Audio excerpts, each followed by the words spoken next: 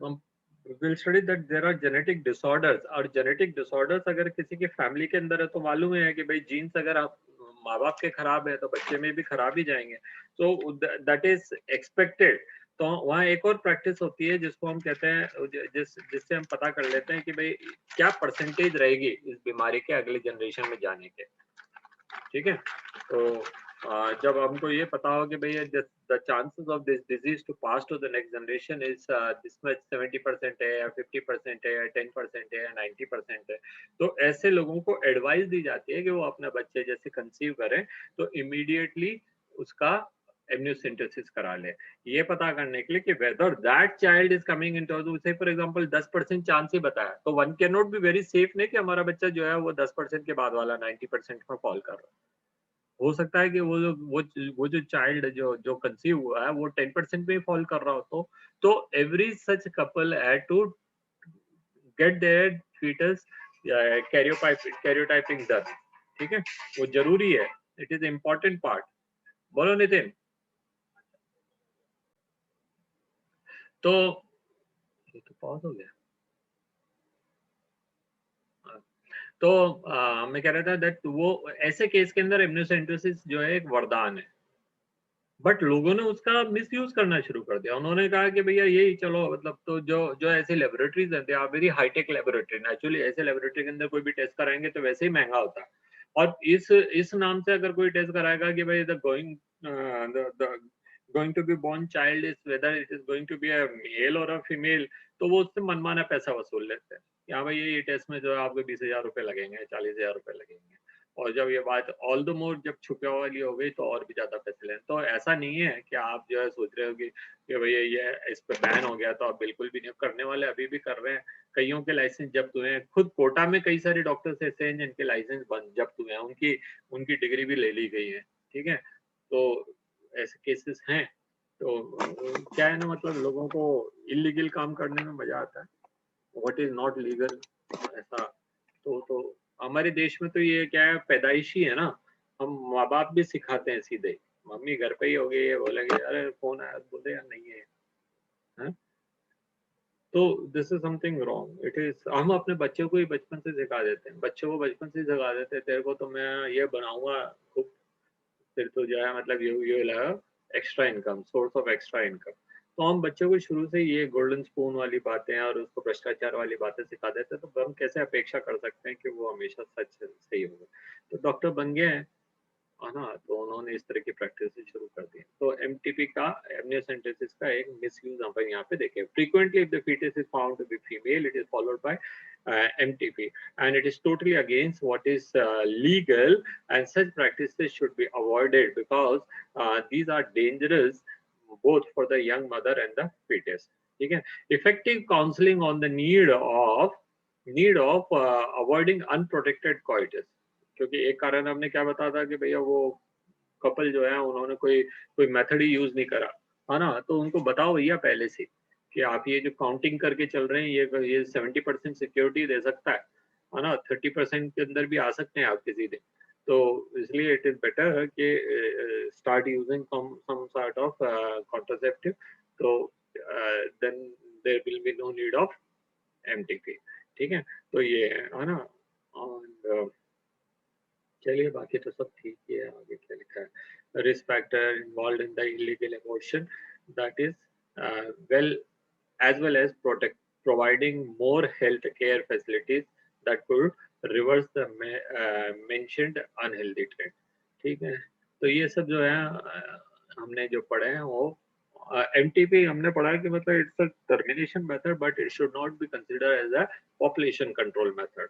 ठीक है, population control method में हमको केवल उन्हीं मेथड्स को क्या कहते हैं प्रमोट करना है जो कि फर्टिलाइजेशन ही नहीं होने दे।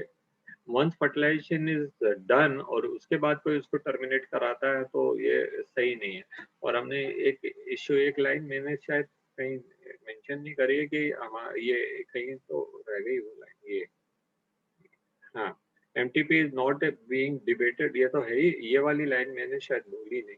Country due to the emotional ethical religious and social issues. कि इसके साथ में कई सारी इश्यूज जुड़े हुए हैं। मतलब एनटीपी जैसा है, मतलब इमोशनल है। तो सबसे बड़ा जो रीजन है वो दैट खुद मदर नहीं चाहती है कि वो pregnant. Even there are cases reported where woman or a lady or a girl underwent rape and वो प्रेग्नेंट हो जाती है।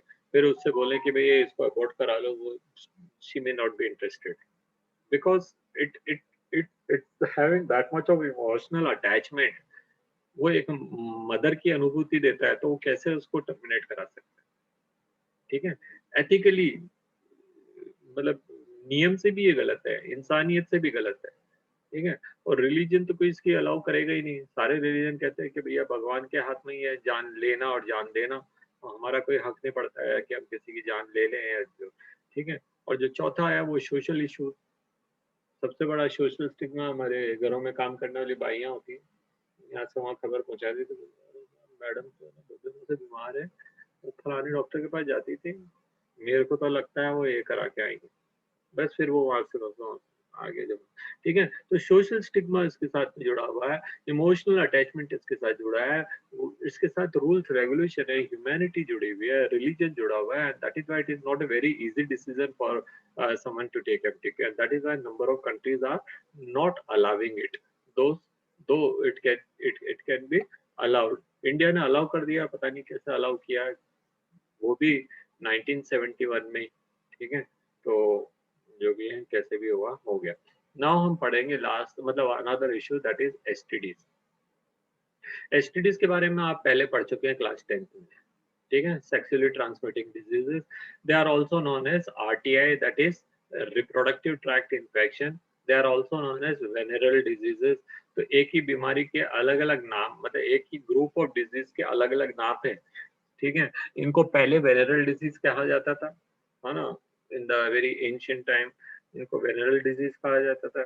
उसके बाद जो है उनको एसटीडीज कहने लगे, और क्योंकि ये ज़्यादातर जो है रिप्रोडक्टिव ट्रैक्ट के अंदर ही कहीं न कहीं छुपा रहता है, these pathogens, may be virus, may be bacteria और may be प्रोटोजोन्स और जो भी है, तो फंगाई वगैरह, तो वो इसलिए उनका नाम आरटीआई कहते हैं। Now this RTI should not be fooled और confuse with the other two RTI. एक आरटीआई है हमारा राइट टू इंफॉर्मेशन, वो सरकारी कानून है हमारे देश का, जिसमें आप किसी भी क्या कहते हैं गवर्नमेंट संस्था से या जो भी पब्लिक से जुड़ी हुई संस्था है उससे जाकर के इंफॉर्मेशन ले सकते हैं कि भाई आप ये कैसे कर रहे हैं, क्यों कर रहे हैं, किससे परमिशन लिए, कितना खर्चा हो रहा है और जो भी है। और दूसरा आरटीआई है वो है रेस्पिरेटरी ट्रैक्ट इन्फेक्शन, जो आजकल काफी कॉमन चल रहा है, जिसको हम कोरोना के सिवियरिटी के नाम पे जान रहे हैं। तो where the corona virus infect, they are infecting anywhere in the respiratory tract, ठीक है? तो रेस्पिरेटरी ट्रैक्ट का भी शॉर्ट फॉर्म आरटीआई हो रहा है, और रिप्रोडक्टिव ट्रैक्ट इन्फेक्शन का भी आरटीआई हो रहा है। Don't get confuse with it. यहाँ पे इस चैप्टर में इसका मतलब आरटीआई जो है वो रिप्रोडक्टिव ट्रैक्ट इन्फेक्शन है। Diseases or infection which are transmitted through sexual intercourse are collectively called as sexually transmitting disease. One must remember it is not necessary to have sexual intercourse only for these diseases. ठीक है? So they are because of the physical contact of the sex organs. ठीक है? तो वो if कुछ जरूरी नहीं है कि मतलब where the two bodies should be come in contact at the reproductive thing. तो यहाँ पे इन चीजों को ध्यान रखें। And RTI this STDs are not only caused by reproductive this thing physical contact, but they are also caused by some of the other reason, जैसे कि हमने पढ़ा, जैसे एड्स के लिए हमने पढ़ा कि they are AIDS can be और hepatitis B can be caused by the blood transfusion from the infected mother to the for the infected mother to child, and by sharing of some of the articles, and by क्या कहते हैं वो syringes वगैरह से, और किसी जगह पे हम जाके सर्जरी कराने गए हों, है ना, और हमसे पहले उसने वही टूल जो है किसी और में यूज कर लिया हो, स्पेशली डेंटिस्ट, है ना? और थोड़ा बहुत पैसा बचाने की चाह सब में होती है। हमने कहा ना हमारा तो देश कोई है, हमको अच्छा भी नहीं लगता बोलते हुए, लेकिन फिर भी हमने बड़े चाव से सुना है उस सेंटेंस को कि भाई 100 में से 99 बेईमान। ठीक है, नहीं होंगे 99, 60 होंगे, 20 होंगे, 10 होंगे, लेकिन वो 10 भी जो है देश के लिए खतरा ही है। तो वो जो वो जो बेईमानी रहती है, तो वो क्या है, कई जगहों पे कुछ चीज़ें चेंज करनी होती है, वो नहीं करते हैं। जो लोग क्या कहते हैं टैटू कराने जाते हैं, the needle has to be change every time, but वो नहीं कर रहे होते हैं। तो there are the ways by which also it can cause, ठीक है? बट अगर किसी के लिए भी हम सुनेंगे कि भई उसको एड्स हो गया, हमारी नज़र इमीडिएटली एसटीडीज़ पे ही जाएगी, कि हाँ, ज़रूर इसका रिलेशन किसी से रहा होगा, ठीक है? तो there are number of ways also by which it can cause. और ये सेक्सुअल इंटरकोर्स की बात है, ठीक है? And it is collectively called sexually transmitting diseases और वेनेरल डिजीज़ और reproductive tract infection. Now they are caused by the different type of pathogens. Like gonorrhea and syphilis, they are bacterial. They are caused by the bacteria. Now genital herpes and genital warts and hepatitis B and AIDS, ये viral है, ठीक है? और chlamydiasis and trichomoniasis, they are protozoals. और इसके अलावा fungal भी होते हैं, फंगल तो वो हर जगह हर इंसान में होती है फंगल डिजीजेस, मतलब सबसे कॉमन होती है फंगल, ठीक है? एक बात यहाँ अच्छे से समझ लेते हैं, why why this STDs are so typical issue to be discussed. STDs या हम कह सकते हैं किसी भी टाइप के इन्फेक्शन के लिए शरीर के अंदर 4 चीजें जरूरी है। 4 things are necessary for any infections to be carried out or to be continued in the body. First of all, suitable temperature. So reproductive tract के अंदर temperature is always suitable. They are the part of the body. ठीक है? Second, moisture. Reproductive tract is always moist. वो कभी dry हो ही नहीं सकते हैं, तो वहाँ moisture है ही है हमेशा। तो वो तीसरा, some type of organic substance. तो there is the reproductive tract में हमने पढ़ा है कि हमेशा कोई ना कोई टाइप का fluid discharge रहता ही है, तो वो discharge होते हैं that contain some type of organic substance which may be a food for them. And fourth, that is वो जो पैथोजेंस वहां पर है, they are not coming in contact with the blood. तो हेमोरल इम्यूनिटी जो है, जो ब्लड के कारण जो हमारी इम्यूनिटी है, वो तो वहां काम ही नहीं कर रही है, they are outside the body, ठीक है? जो आरटीआई के वायरस हैं, वो बैक्टीरिया है, इन्फेक्शन कर रहे हैं, पैथोजन कर रहे हैं, they are outside the body. यूं समझ लीजिए इसको कि ये मेरी हथेली है, ये हथेली है। मैं पहले अपने आप को देख लूं कि आप मेरी हथेली देख पा रहे हैं कि नहीं। हाँ, तो ये मेरी हथेली है। इस हथेली में अगर यहाँ पे कोई इन्फेक्शन है, तो अभी तो ये बाहर है शरीर के, ठीक है? ये भी बाहर, लेकिन अगर मैं इसको ऐसे फोल्ड कर लेता हूँ, तो क्या मैं ये कहूँगा कि ये बॉडी के अंदर है? Is it out inside the body? कोई No, भी नहीं sir. मानेगा भई, ये तो बाहर ही है। सो जो रिप्रोडक्टिव ट्रैक्ट है, वो एक्टोडर्म से ही बनता है। हमने पढ़े थे जब चैप्टर 3 पढ़ रहे थे, और लास्ट में अपन ने पढ़ा था कि 3 germinal layer, ectoderm, endoderm, mesoderm. And मैंने कहा था एक्टोडर्म क्या-क्या बना रही है, एक्टोडर्म पूरा बाहर का शरीर बना रही है, अपना नर्वस सिस्टम पूरा बना रही है, और जितने भी सेंसरी ऑर्गन्स हैं वो बना रही है। तो नाक के अंदर तक का भी हिस्सा काफ़ी हद तक वो एक्टोडर्म से बना, मुँह का काफ़ी हद तक अंदर का हिस्सा एक्टोडर्म से बना है, रिप्रोडक्टिव ट्रैक्ट का भी अंदर तक का काफ़ी हिस्सा जो है वो एक्टोडर्म से बना। तो they are the external part only, वो बाहर के ही पार्ट है। हम खा कुछ चीज़ मुँह में रख लेते हैं, तो इसका मतलब ये थोड़ी कि बॉडी के अंदर चला गया। खाना हम खा लेते हैं, तब भी वो बॉडी के अंदर नहीं गया, वो तो बॉडी के बाहर ही है, it is in canal. Luckily मेरे हाथ में एक पेन आ गया, तो समझ सकते हैं हम। हाँ, यहीं पड़ा हुआ था। तो ये ट्यूब है ना? ये ट्यूब है, अभी मैंने इसकी रिफिल निकाल दी, तो अब ये ट्यूब हो गई थ्रू एंड थ्रू। हैं?